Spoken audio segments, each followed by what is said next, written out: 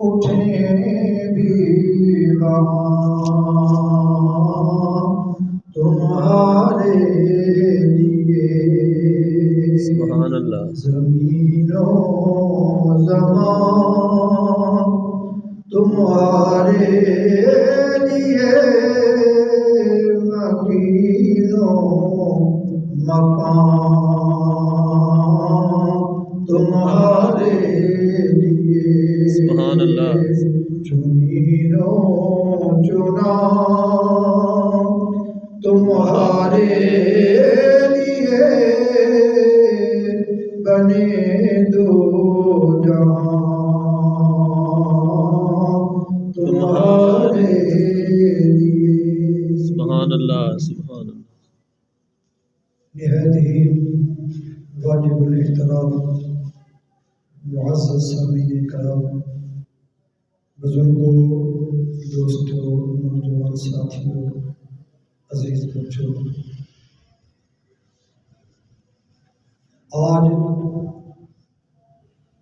اس جمعۃ المبارک کی نشست میں خلیفہ اول یار غار، یار مزار، سیدنا صدیق اکبر رضی اللہ تعالی عنہ کی ذات کے بارے میں گفتگو ہوگی۔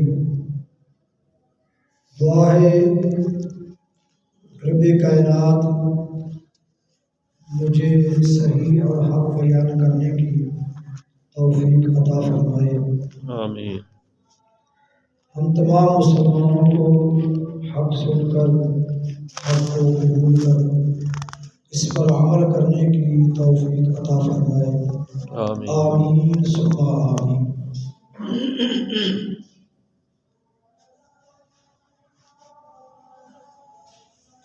ماہ جمادی الثانی شروع ہے۔ اس کی 22 تاریخ کو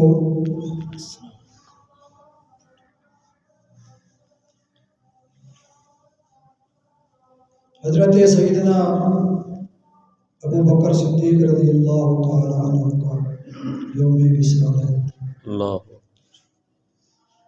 اس حوالے سے انشاءاللہ ان کی باتیں کر کے برکات حاصل کریں گے۔ انشاءاللہ۔ علماء مفسرین لکھتے ہیں کہ جب حضور نبی کریم رؤوف الرحیم صلی اللہ علیہ وسلم نے اعلان نبوت فرمایا، لوگوں کو دعوت اسلام دی، تو ہر اسلام قبول کرنے والے نے فوراً اسلام کو قبول نہیں کیا، معجزات کی صورت میں کوئی نشانی مانگی۔ حضور نبی کریم رؤوف الرحیم صلی اللہ علیہ وسلم نے ان کی دل کی تسلی کے لیے اس چیز کا اظہار فرمایا اللہ تعالیٰ کے حکم سے، اور پھر انہوں نے حضور کی رسالت کو اور اللہ کی توحید کو مانا۔ لیکن جب سیدنا صدیق اکبر کو اسلام کی دعوت دی تو آپ نے فوراً فرما دیا جو آپ کہہ رہے ہیں میں اس کی تصدیق کرتا ہوں۔ سبحان اللہ۔ بلکہ علماء فرماتے ہیں ایک مرتبہ حضور تشریف لائے گھر سے باہر، پھر ابو بکر صدیق تشریف لائے اپنے گھر سے باہر، تو آمنا سامنا جب ہوا تو حضور نے فرمایا ابو بکر اللہ نے میں نے نبی بنایا ہے۔ اللہ، فرمایا سونے جو تم نبی بنا تو میں اس گل کی تصدیق کرنا تسی اللہ دے نبی۔ سبحان اللہ۔ دو لوگ گالے دے وچ کیڑی کوئی دیر لانی۔ جی، حضور نے فرمایا کہ صدیق نے بلا تعمل کسی توقف کے بغیر میری نبوت کی تصدیق فرمائی۔ اور اللہ نے پھر قرآن میں ان کی عظمت اور شان کو بیان فرمایا، والذی جاء بالصدق وصدق به اولئک هم المتقون۔ حضرت مولانا مشکل کشا فرماتے ہیں کہ وصدق یعنی جس نے تصدیق کی ہے، اس سے مراد ابو بکر صدیق رضی اللہ تعالیٰ عنہ کی ذات پاک ہے۔ حالانکہ حدیث پاک میں آتا ہے کہ سیدنا علی المرتضیٰ رضی اللہ تعالیٰ عنہ آپ فرماتے ہیں انا صدیق الاکبر، کہ میں صدیق اکبر ہوں، انا فاروق الاعظم، میں فاروق اعظم ہوں۔ سبحان اللہ۔ ہاں جی، اور پھر جب یہاں نبوت کی رسالت کی تصدیق کی بات ہے تو فرمایا ابو بکر ہی تصدیق کرنے والے ہیں سب سے پہلے۔ سبحان اللہ۔ تو قرآن اور حدیث مصطفیٰ سے یہ پتہ چلتا ہے کہ انبیاء کے بعد افضل مخلوق میں سے صرف اور صرف سیدنا ابو بکر صدیق رضی اللہ تعالی عنہ ہے۔ سبحان اللہ، بے شک۔ آپ کا ایک دستور تھا سیدنا صدیق اکبر کہ جب کوئی غریب بندہ اسلام قبول کرتا تو آپ اس کو خرید کے آزاد فرما دیتے۔ اللہ، سبحان اللہ۔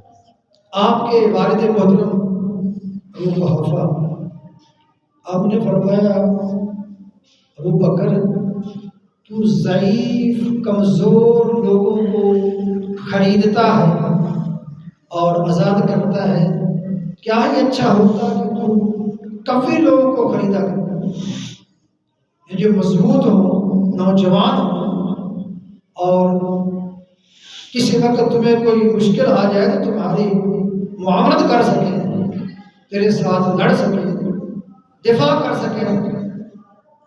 تو سیدنا صدیق اکبر رضی اللہ تعالی عنہ نے فرمایا والد محترم میرا ارادہ دنیاوی فائدہ حاصل کرنا نہیں، میں صرف اور صرف اللہ اور اس کے رسول کی رضا کے لیے یہ کام کرتا ہوں۔ سبحان اللہ۔ رب کائنات نے فرمایا فَأَمَّا مَنْ أَعْطَىٰ وَاتَّقَىٰ، جو اپنا مال دیتا ہے صرف اللہ کی رضا کے لیے وہی تقوی والا ہے۔ سبحان اللہ۔ اور حدیث پاک میں آتا ہے 7 آدمی ایسے تھے جنہیں اسلام قبول کرنے کے بعد ان کے مالک ان کو اس لیے تکلیف دیتے تھے کہ انہوں نے اسلام قبول کیا، بس اسی بات پر انہیں بار بار تکلیفیں دیتے، مارتے پیٹتے، طرح طرح کی اذیتیں دیتے۔ اور سیدنا صدیق اکبر رضی اللہ تعالی عنہ نے ان 7 کو خریدا اور آزاد کر دیا۔ سبحان اللہ۔ اور جن میں عاشق رسول، معزن رسول حضرت بلال حبشی رضی اللہ تعالی عنہ بھی شامل ہیں۔ سبحان اللہ۔ ان کو بھی آپ نے جب خریدا، آزاد کر دیا تو حضور کی بارگاہ میں تشریف لے آئے، کہا یا رسول اللہ بلال حاضر ہے۔ فرمایا تو نے اکیلے ہی پیسہ لگا کے اس کو آزاد کر دے، مجھے ساتھ شامل کیوں نہیں کیا؟ یعنی اس معاملہ میں مجھے بھی شامل کرتے تو حضور کی خوشی بھی چونکہ یہی تھی کہ بلال آزاد ہو جائے۔ اللہ۔ اور صدیق اکبر نے دیکھا کہ میرے محبوب آقا علیہ السلام کی دل کی تمنا ہے، تو آپ نے اپنا مال خرچ کیا اور حضور کی بارگاہ میں آئے۔ جب حضور نے یہ سوال کیا تو سرکار سیدنا صدیق اکبر رضی اللہ تعالیٰ نے یہ نہیں فرمایا کہ حضور میرا مال میرا ہے اور آپ کا تو آپ کا، فرمایا نہیں یا رسول اللہ میں بھی آپ کا ہوں، میرا مال بھی آپ کا ہے، اور آپ جس طرح چاہیں آپ خرچ کریں، ہمیں کوئی اعتراض نہیں، یہ مال آپ کا ہے، میں نے جس سے خریدا ہے۔ تو چونکہ حضور کی خوشی میں صدیق اکبر کی خوشی ہوتی تھی، اس لیے ہر وہ کام جس میں حضور سیدنا صدیق اکبر تمنا جھلکتی ہوئی دیکھتے کہ ہمارے آقا کے یہ خواہش ہے، تو فوراً اس کام کو کر دیتے اور حضور کی بارگاہ میں پیش فرما دیتے۔ یہ حضور کی ان سے محبت تھی اور آپ کی سرکار سے محبت تھی۔ ایک مرتبہ سرکار نے فرمایا،